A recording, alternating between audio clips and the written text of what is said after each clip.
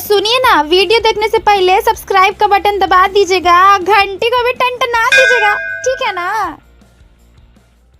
बड़ों को राम राम, छोटों को सलाम। This is Priya Singh and I welcome you all in my YouTube channel name Bihari Banni. और आज की ये वीडियो होने वाली है आप सबके सवालों के जवाब, क्योंकि मेरे कमेंट सेक्शन में सवाल पे सवाल आए ही जा रहे हैं। तो आई वॉज वेटिंग कि ठीक है, पहले आप लोग मन भर के सवाल पूछ लो, उसके बाद फिर मैं एक वीडियो लेके आ जाऊंगी आप सबके लिए। क्योंकि एक प्रॉब्लम ये भी होती है कि मैं कितना भी उस सवालों के जवाब दे दूं, फिर भी आप कमेंट सेक्शन में वो सवाल पूछ ही लेते हो। पता नहीं कैसे ऐसा होता है। वो इसलिए होता है बिकॉज आपने वीडियो पूरी देखी नहीं होती है। सो माई वेरी फर्स्ट रिक्वेस्ट कि आप प्लीज पूरी वीडियो देख लेना, ठीक है। उसके बाद अगर कोई और फिर न्यू सवाल हो तो आप पूछना, ठीक है। तो कुर्सी की पेटी बांध लीजिए, क्योंकि बस अब आपके सवालों के जवाब मैं देने वाली हूँ रिगार्डिंग योर एग्जामिनेशंस जो अब कुछ दिन में होने वाले हैं।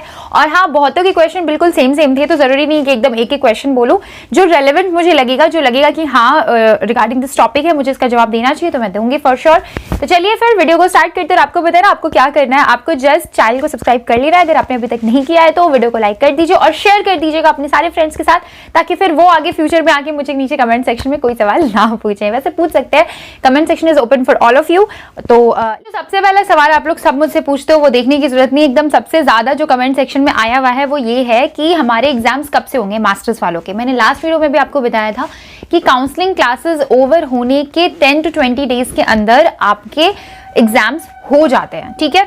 मतलब आपका काउंसलिंग क्लास का जैसे ही आ गया ना कि काउंसलिंग क्लास होने वाला है आपका, आप अपने दिमाग में सेटअप कर लो कि after counselling classes 10 to 20 days के अंदर आपके एग्जाम्स हो जाएंगे। तो भाई काउंसलिंग क्लासेस के नोटिस आते ही आपको तैयारी में लग जाना है। मैं तो कहती हूँ तैयारी काफी पहले से आपको करनी चाहिए, क्योंकि और हाँ, तैयारी कैसे करनी है कैसे नहीं करनी है वो भी इस वीडियो में आपको आज पूरा बताने वाली हूँ, ठीक है। सो सिंपली काउंसलिंग क्लासेस का अनाउंसमेंट हो गया है 10 to 20 डेज के अंदर में। काउंसलिंग क्लासेस के 10 to 20 डेज के अंदर में आपके एग्जाम्स हो जाएंगे। सेकंड क्वेश्चन, इस बार कब से एडमिशन होगा पीजी का, प्लीज बता दीजिए। देखिए जुलाई में एडमिशन सेशन स्टार्ट होता है एनओयू का, ठीक है। जून लास्ट या जुलाई में स्टार्ट हो जाता है, ठीक है। मतलब आगे पीछे हो सकता है यार, एग्जैक्ट डेट तो मुझे भी नहीं पता होता है, लेकिन इस टाइम में आपके एडमिशन स्टार्ट हो जाएंगे और वो सबका एडमिशन लेते हैं, ठीक है। मतलब बैचलर्स वालों का भी होगा, मास्टर्स वालों का भी होगा, सबका उसी टाइम होगा। तो नोटिफिकेशन मिल जाता है, पेपर में आता है एनओयू का। अगर आप बोलोगे कि मैं आपको अवेयर करा दूं तो नीचे मुझे कमेंट सेक्शन में बोल देना, मैं एक वीडियो ले आऊंगी रिगार्डिंग कि भाई होने लगा है एडमिशन, भाई जल्दी जल्दी आप अप्लाई कर दो, ठीक है। और एडमिशन कैसे लेते हैं, क्या उसका प्रोसेस है, इस पे भी मैंने एक वीडियो बना के रखी हुई है, ठीक है। मैं ट्राई करूंगी नीचे डिस्क्रिप्शन बॉक्स में उसका लिंक दे देने का, आप लोग प्लीज जाके उसको देख लीजिएगा, ठीक है। क्योंकि एक ही टॉपिक पे बार बार कितने वीडियोस बनाओ यार, तो आप लोग भी बोर हो जाओगे, तो इसीलिए आप उसको चेकआउट कर लेना, ठीक है। और जून जुलाई में आप लोग के एडमिशन स्टार्ट हो जाएंगे। So the very important question is how to prepare for PG exams zoology honours. Okay, ये मैं सिर्फ जूलॉजी ऑनर्स वालों के लिए नहीं, सारे पीजी एग्जाम्स वालों के लिए बता देती हूँ। ये चीज़ आपने अगर आपके काउंसलिंग क्लासेस किए हैं तो आपके प्रोफेसर ने भी ये चीज़ बताई ही होगी, लेकिन स्टिल मैं बता देती हूँ कि आप लोगों को अपने जिस ईयर में एग्जाम हो रहा है उस ईयर के ऑल्टरनेट ईयर के हिसाब से क्वेश्चंस पेपर निकाल लेने हैं। प्रीवियस ईयर क्वेश्चन पेपर आपको एनओयू के वेबसाइट पे मिल जाएगा, मैं यहाँ पे दे देती हूँ एक स्क्रीन रिकॉर्डिंग आपको कैसे निकालने हैं। जिस भी सब्जेक्ट का आपको चाहिए प्रीवियस ईयर क्वेश्चन पेपर आपको सब मिलेगा, ठीक है। एक चीज और है, आप लोग बहुत लोग ऐसा कह रहे हो कि 2022 वाला का नहीं है, तो आपको 2022 से क्या करना है अभी यार, 2023 है ये, इसमें आपका एग्जाम हो रहा है। इस हिसाब से आपको लास्ट जो चाहिए वो है 2021 का और 2019 का और 2017 का, ठीक है। मतलब 17, 19, 21 ये 3 साल का क्वेश्चन पेपर आप निकाल लो, ठीक है। प्रिपेयर फ्रॉम इट, आपके वही क्वेश्चन ज्यादातर आते हैं। अगर आप 17, 19 और 21 के क्वेश्चन पेपर को आपस में मिलाएंगे तो आप देखेंगे कि क्वेश्चंस रिपीट होते हैं, ठीक है। आपको 5 क्वेश्चंस के आंसर्स देने होते हैं ना, तो उन 5 क्वेश्चंस आपके फॉर श्योर आएंगे, लेकिन उसके लिए आपको जो भी 2017, 19 और 21 का क्वेश्चन पेपर है 10 क्वेश्चंस होता है, उसमें आपको 10 प्रिपेयर करके रखना है। कोई भी 5 आपको मैच मिल जाएंगे 2023 के एग्जामिनेशन में। आई होप आपका कॉन्सेप्ट क्लियर हो गया होगा आपको क्या। के बाद आप उन सारे क्वेश्चंस के आंसर्स बनाना शुरू करिए, ओके। कहीं से भी, चाहे आप बुक से बनाइए या फिर आप गूगल से बनाइए या फिर यूट्यूब से बनाइए। मैंने इन तीनों चीजों का सहारा लिया था, मैंने बुक से भी किया था, मैंने गूगल से भी किया था, मैंने यूट्यूब से भी किया था। बुक में क्या होता है कि बहुत सारी चीजों की क्लियरली एक्सप्लेनेशन नहीं है, आप चाहोगे कि भाई ये इतना लंबा क्वेश्चन है, 10 नंबर का क्वेश्चन है, मैं इसको और थोड़ा बड़ा लिखता, लेकिन बुक में आपको उस चीज पे शायद एक पैरा मिले। तो ऐसे में आप ये नहीं कह सकते कि अरे बुक में बस एक पैरा था, मैं एग्जाम में भी एक पैरा ही लिख के आऊंगा। नहीं, यू हैव टू राइट जितना एम्पल अमाउंट ऑफ, जितना ज्यादा आप लिख सकते हो, क्योंकि देखिए आप एमएससी में आ चुके हो, यहाँ पे लिखने में अगर आपने कटौती करी ना तो नंबर में कटौती हो जाती है, ठीक है।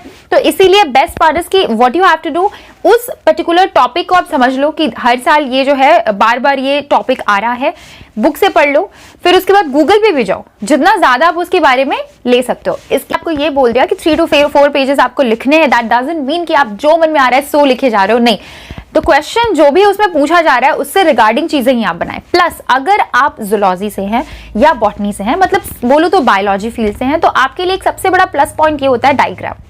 तो जूलॉजी वालों को डायग्राम से बिल्कुल भी नहीं भागना है। आप जितना ज्यादा डायग्राम बना सकते हैं, यानी कि एक क्वेश्चन होता है लेक इकोसिस्टम करके, वो क्वेश्चन में भी आपको डायग्राम बनाना है, उसमें भी डायग्राम्स होते हैं, यू नो वेरी वेल।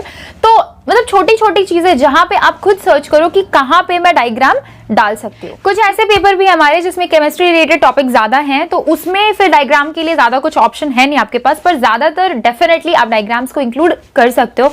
जरूर करना, बिल्कुल भी मत छोड़ना। उसके लिए आप एक्स्ट्रा प्रिपरेशन करो अभी से। अगर आपने अभी तक प्रिपरेशन स्टार्ट नहीं करी है तो I will definitely recommend you अभी आज तुरंत कर दो, ठीक है। क्वेश्चन पेपर निकाल के 1 by 1 सारे क्वेश्चंस का आंसर्स आप ढूंढना शुरू करो, शॉर्ट नोट्स सब करना। और जो लोग बायो के नहीं है वो क्या करें, तो फिर in that case guys you have to write, क्योंकि फिर वो जगह जो है आपने जो हम बायो वाले एक पेजेस में डायग्राम भरेंगे, आप क्या करेंगे, तो you have to write properly. एक सबसे जरूरी क्वेश्चन जो है कि कितने पेजेस में लिखें, जितना याद है दिमाग में सब लिखने की कोशिश करेंगे, लेकिन फिर भी पेजेस भाई बहुत जरूरी है। हम लोग पेज गिन गिन के आंसर्स लिखते हैं, तो शॉर्ट आंसर के जो क्वेश्चन के जो आंसर थे, मैं आपको बता दूं कि मैंने कितना लिखा था, और आप उससे ज्यादा भी लिख सकते हैं, कम भी लिख सकते हैं, इट्स योर चॉइस। मेरे शॉर्ट आंसर में पेपर जाया करते थे 2.5 पेज, ठीक है, 2.5 से 3 पेज में शॉर्ट आंसर्स में लिखती थी, और विदाउट डायग्राम। शॉर्ट आंसर्स में मैंने कभी डायग्राम को इंक्लूड नहीं किया, रीजन क्योंकि वो शॉर्ट आंसर में अगर उसको शामिल किया है तो इसकी रीजन ही होगा ना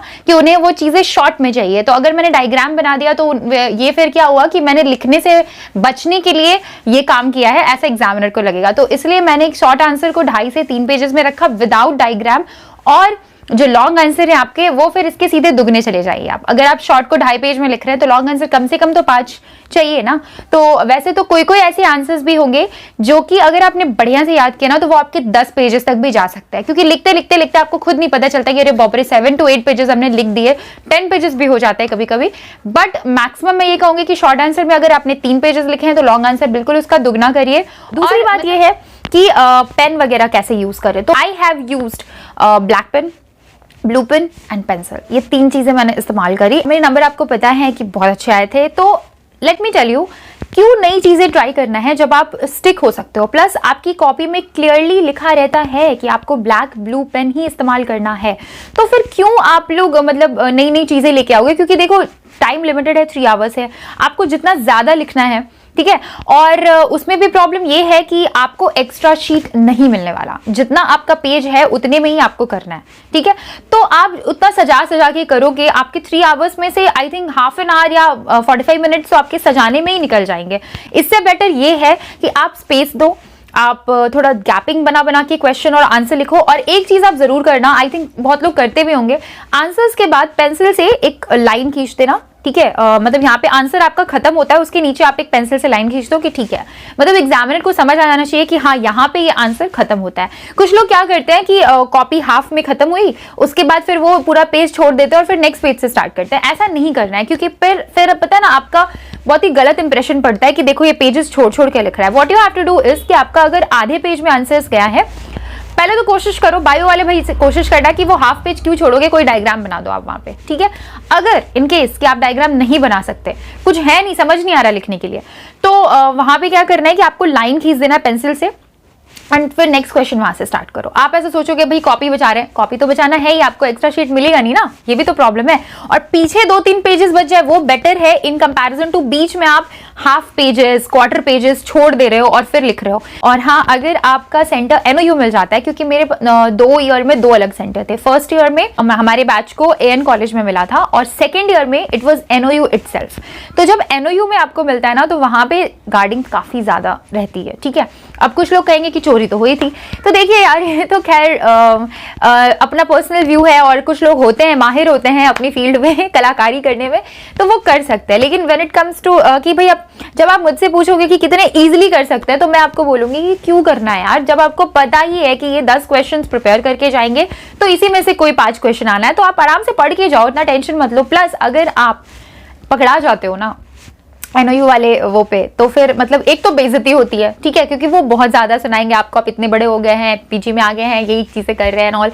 दूसरी बात है कि it can definitely leads to more fatal results, because वहां पे कैमरा भी है, वहां पे डेफिनेटली बार बार लोग आते जाते रहते हैं, और नंबर भी कट हो सकता है, या फिर आपको वहां से हटाया भी जा सकता है। क्वेश्चन ये है कि प्रैक्टिकल का प्रिपरेशन कैसे करें, इस पे मैंने एक पूरी वीडियो बना के रखी है guys. Why don't you check out my channel. मैं हर बार बोलती हूँ, आप एक बार चेक कर लो, मैंने वीडियो बना के रखी है उसके ऊपर कैसे प्रैक्टिकल प्रिपेयर करना है। इवन मैंने अपनी प्रैक्टिकल कॉपी भी दिखाई थी आप लोगों को, किस तरह से मैंने उसको प्रिपेयर करा था। लेकिन एक शॉर्ट ओवरव्यू में बता दूं कि पहले आप थ्योरी का प्रिपरेशन करिए। थ्योरी के क्वेश्चन पेपर में आपको प्रैक्टिकल का काउंसलिंग का डेट मिलेगा। प्रैक्टिकल का भी काउंसलिंग होता है, और उसको मिस मत करना, क्योंकि उसमें आपको बताया जाएगा कौन से टॉपिक आपसे पूछे जाने वाले हैं। अब सवाल है कि वाइवा होता है कि नहीं, क्या होता है क्या नहीं होता है। तो मैं आपको बताती हूँ, प्रैक्टिकल का जो एग्जाम्स होता है उसमें वाइवा भी होता है, आपको फाइल भी बना के लेके जाना है, और वहां पे बैठ के भी लिखना है, यानी ये तीनों चीजें करनी है, ठीक है। फाइल जो है कोई बहुत मुश्किल नहीं होता, आपको बहुत कम टॉपिक्स मिलेंगे, आप इजीली एक रात में तैयार करके जा सकते हैं। वाइवा भी आप जितने हम लोग बना के ले जा रहे हैं ना टॉपिक, उसमें से ही आपसे वाइवा पूछा जाएगा, सो नथिंग न्यू। और जो भी क्वेश्चन वहां पे जाके लिखना है ना, वो भी एक्चुअली वही होते हैं जो हमें फाइल में बनाने को बोले गए हैं। सो बेस्ट पार्ट इज कि आप फाइल अगर अच्छे से बना लेते हो, दिमाग से थोड़ा लिख लेते हो, तो वाइवा भी आप कर लोगे क्लियर, एंड क्लास में जो आपको मिलेगी शीट लिखने के लिए, वो भी आप क्लियर कर लोगे। और हाँ, वो शीट भी लिमिटेड होती है, कहीं पे आपको कोई एक्स्ट्रा शीट नहीं मिलने वाला है, सब कुछ का इस्तेमाल सही से करिए, ठीक है। ओके, सो अगर आप इतना कर लेते हो तो आपके मार्क्स अच्छे आ जाते हैं। एनओयू में ऐसा डरना नहीं है कि एनओयू में मार्क्स नहीं अच्छे आते हैं वगैरह वगैरह, आते हैं, मेरे आए हैं तो मैं कैसे बोलूँ कि नहीं आते हैं। और एक एक्स्ट्रा क्वेश्चन था कि एमए इन एजुकेशन के बारे में अगर कुछ पता है तो बताइए। तो एमए इन एजुकेशन जो है वो आपका एनओयू से नहीं होता है, एमएड नहीं होता है, क्योंकि मैं खुद बीएड परस्यू कर रही हूँ, और आफ्टर दैट मैंने कोशिश करी, मैंने सर्च किया कि मैं एमएड कहाँ से कर सकती हूँ डिस्टेंस से, क्योंकि अब कॉलेज जाने का टाइम है नहीं, we all want to do job यार, क्योंकि अब पैसे कमाने हैं। लेकिन ठीक है, एमए इन एजुकेशन यहाँ से नहीं होता, वो इग्नू से होता है। और हाँ, इग्नू से भी रिलेटेड मैं अपडेट्स दूंगी, क्योंकि मैं इग्नू से एक कोर्स कर रही हूँ, वो साइड कोर्स है, सर्टिफिकेट कोर्स है, उसके बारे में एक वीडियो में लाऊंगी। बट फिलहाल के लिए आप इतने से करो, अपने एग्जाम्स की प्रिपरेशन पे ध्यान दो। और हाँ, नीचे कमेंट सेक्शन में सवाल पूछ लीजिएगा अगर कुछ भी बच गया हो तो। सो मिलते हैं जल्दी ऐसे ही किसी नेक्स्ट वीडियो में, जहां मैं आप सबके लिए हाजिर रहूंगी, और आप सबको भी होना पड़ेगा जल्दी से वीडियो को लाइक शेयर सब्सक्राइब कर दीजिए। मिलते हैं, तब तक के लिए I love you all, take care, best of luck for your examination, bye bye.